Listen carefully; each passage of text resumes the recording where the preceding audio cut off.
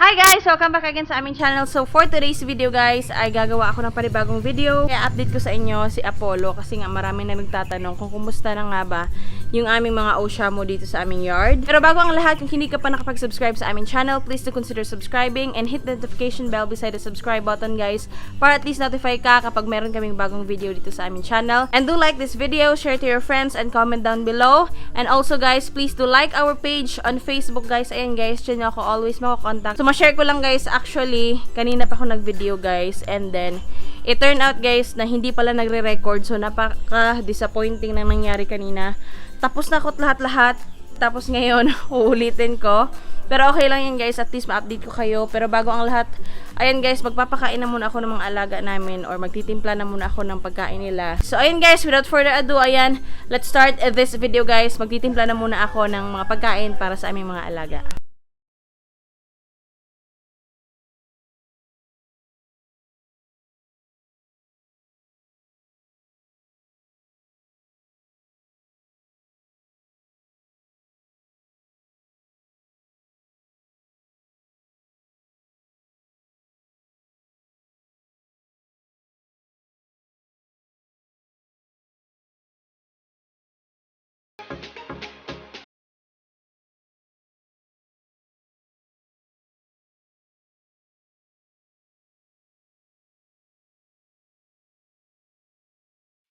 Papakain na muna ako ng mga sisiw. Samahan niyo ako guys kasi punta tayo dun sa aming brooder area. So nga pala guys, masabi ko lang dito ko nilagay itong dalawang to kasi nga inaaway nila yung mga kapatid nila. Mamaya ipapasok ko yan guys kapag magpapakain ako sa kanila. So ayan guys, dito naman tayo sa ating brooder area. Ito yung pagkain ng aming mga sisiw guys. Ayan, ito yung papakain ko sa kanila. So kailangan guys, kapag dry feeding, nasabi ko before na i-monitor niyo yung tubig kasi yun yung pinaka kailangan talaga nila, lalo na dry feeding. And then at the same time yung feeds nila guys is mainit talaga yun sa katawan. So ito yung ganito karami binibigay ko guys. So depende kasi kung minsan nauubos nila agad-agad, so nilalagyan namin ulit. So hindi namin din binibigla na pinupuno talaga namin to. So saka na namin sila binibigyan ulit kung kulang pa talaga yung aming binibigay. So ayan guys, ito yung bibigay natin na pagkain.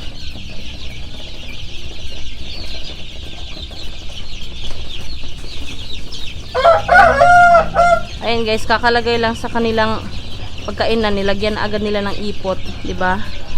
So, always din kami nag-change ng pagkain na nila guys. Marami kaming ganito kasi yan yung ginagawa namin always dito guys. Ayun, yung tubig guys, meron pa, pero mamaya papalitan na agad namin yan. So, pasensya na po sa ingay ng aming mga tandang. Pero yung tubig na yan mamaya guys, papalitan na namin yan. Iba-vitamins ko yan later siguro kasi kahapon nagbigay ako sa kanila ng plain lang. So, alternate kasi kami dito guys sa mga nakakilala sa amin dyan. Ayan. Hindi pa nila naubos. Pero mamaya lalagyan ko ulit yan kung naubos nila. Pero kung hindi pa talaga, hindi ko muna lalagyan. So, ayan yung aming mga sisiw dito sa brooder na to. Napakarami nila guys. Lipat tayo doon guys sa kabilang brooder. Tinakpan na namin guys kasi napakaliksi na nila or matataas na silang lumipad. So ayan guys. Ito yung pagkain din nila. Yan yung pagkain pa rin nila kasi medyo maliliit pa to. Magwa 1 month pa lang to guys. Ayan. Ito, ilalagay na lang natin to lahat guys kasi malalaki na talaga to sila. Ayan. Tinatalian nga pala namin yung nanay guys in case na maglagay kami ng nanay. Tinatalian namin kasi nga depensa sa mga kaskas. Kasi kung minsan itong mga nanay na to is kumakaskas talaga sila ng pagkain. So ang tendency or ang nangyayari is pumapunta sa ilalim or nasasala doon or nahuhulog doon sa ilalim yung mga pagkain. So sayang guys kasi ang nakikinabang or hindi sila makikinabang doon sa pagkain na yun kasi nga natapon na sa ilalim. So guys, ayun, napakita ko yung ilang clips na pagpapakain ko ng mga sisiw namin. Tatapusin ko na muna pakainin ito lahat. Ayan ang nasa likod ko. Ayan sila. Tatapusin ko na muna guys and then babalik ako mamaya kapag mag-a-update na ako kay Apollo namin guys. A few minutes later. So ayan guys, kakatapos ko lang ng pakain and then ito yung problema ko guys na yung nakaraang mga buwan kasi nga, ayan guys, medyo umuulan na naman. Natapos ko na silang pakainin. So as I promise you na ayan, papakita ko sa inyo si Apollo. I-update ko sa inyo yung aming mga Oshamo. 3 lang sila guys. Yung Oshamo is batayan naman din yan ng size.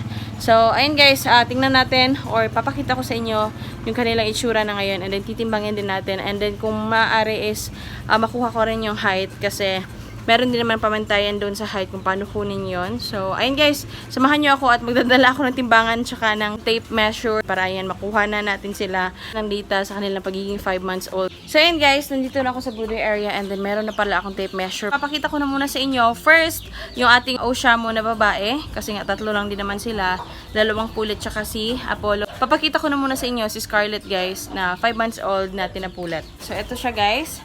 Ayan, kung matatandaan nyo, yung mayroong pagka-brown, dark brown before, ito siya guys. Ito yun siya. Ito yung babae. Ito guys ay isang 5 months old. Ayan yung kanyang kulay guys. Malaki na guys. Ang laki ng pinagbago.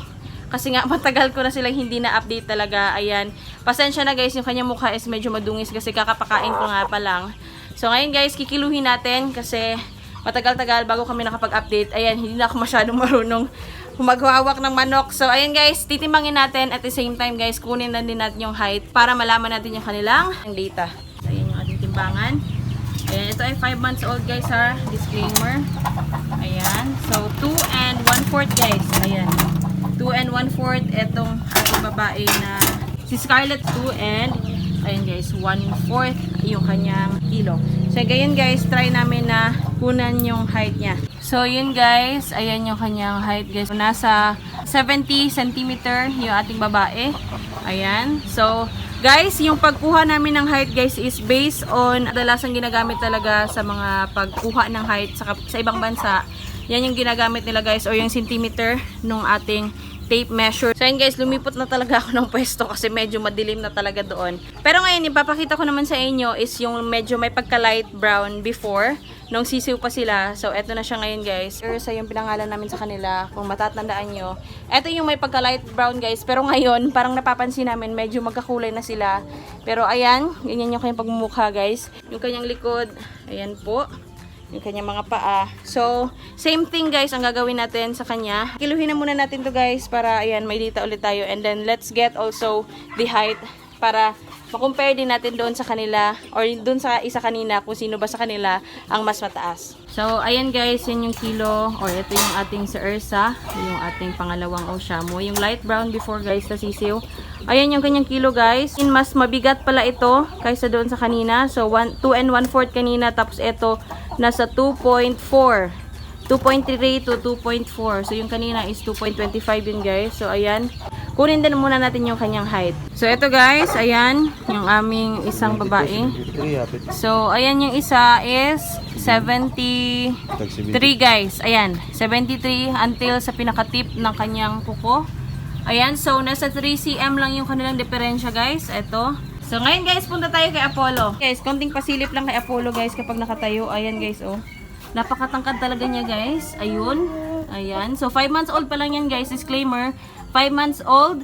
Etong mga babae, last 26. Tapos si Apollo naman is nung 16. So, ayan guys. Eto si Apollo guys. Ayan, kung matatandaan nyo, ganito ko rin kung hawakan noon si Magnifico nung nakabisita siya before. Ayan guys, oh.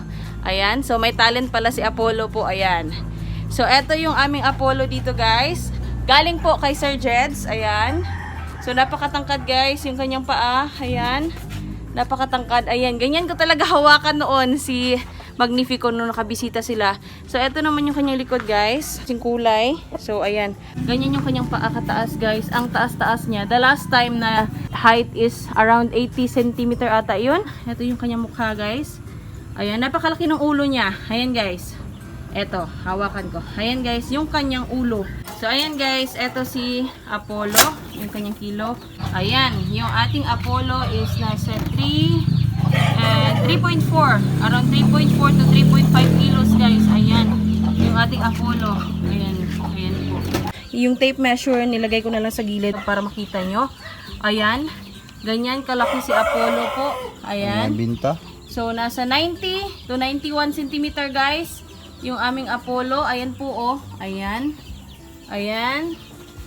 So, napakataas na manok guys. Ayan. So, yung tatay niya ata is nasa 92 to 93 kung hindi ako nagkakamali. Kung talagang titingnan natin guys, nasa 92. So, ayan yung height ng ating manok. So, ito guys, ganyan katangkad yung aming Apollo po. Ayan po. So, strain ito ni Magnifico guys. Ayan, nakatalikod lang. Parang na siya ay ata. Ayan, tingnan lang natin. Ayan. Ayan po. Ito. Ganyan siya katangkad po. Ayan. Ayan. Ayan. Nakikita nyo naman guys. Yung kanyang mga paa, yung kanyang leeg, pantay talaga. Ayan.